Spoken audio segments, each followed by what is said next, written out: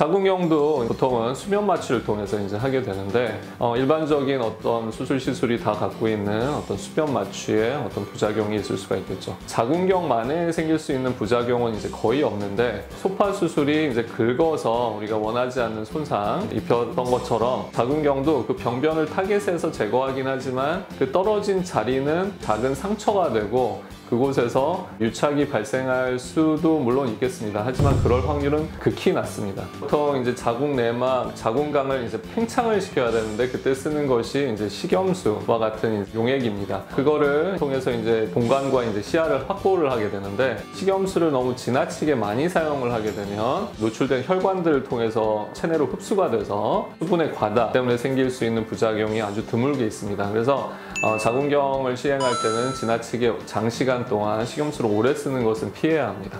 자궁경만의 부작용은 아닌데 이제 소파 수술도 마찬가지지만 우리가 이제 자궁 내막으로 들어가서 자궁 근육층을 잘못해서 이제 천공을 시킬 수 있는 그런 부작용이라든지 조직을 떼어내면서 발생한 이제 혈관의 노출 때문에 생기는 어떤 출혈, 균이 들어가서 생길 수 있는 감염과 같은 모든 수술 시술의 일반적인 부작용은 있을 수 있기 때문에 우리가 지혈이라든지 감염 예방을 위한 소독 그리고 이제 항생제와 같은 것은 사용하는 것이 좋습니다. 자궁경의 부작용은 소파 수술에 비하면 거의 미미할 정도로 적고 일반적으로 어떤 문제를 일으킬 만한 큰 부작용은 없는 것으로 되어 있습니다.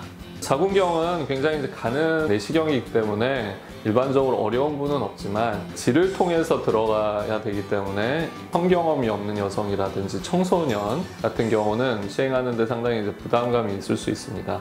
그래서 이제 청소년 같은 경우는 잘 시행을 하지 않지만 사전 검사, 초음파상에서 진단이 되었고 꼭 이제 필요할 것 같다고 생각이 될 경우에는 충분히 이제 동의를 구하고 이제 시행을 할 수가 있겠습니다. 그리고 성인 여성 같은 경우는 성경험이 없더라도 성인이시기 때문에 우리가 설명을 잘 하고 동의를 구한 다음에 일반적으로는 이제 시행을 하게 됩니다. 그리고 지나치게 어린 분, 10대 중에서도 10대 초반이라든지 아니면 나이가 너무 많은 70대 이상의 고령이라든지 하는 분들은 이제 여성 호르몬이 적기 때문에 자궁 크기도 일반적으로 작고 자궁 입구도 아주 좁게 이렇게 됩니다. 그래서 그런 경우에는 자궁경이 이제 통과하는 것이 다소 어려울 수가 있습니다. 하지만 우리가 또 자궁경부를 넓히는 그런 약물들도 있고 그리고 기구들을 통해서 보통 이제 확장시키는 그런 과정을 거칠 수 있기 때문에 자궁경이 불가능한 경우는 거의 없습니다.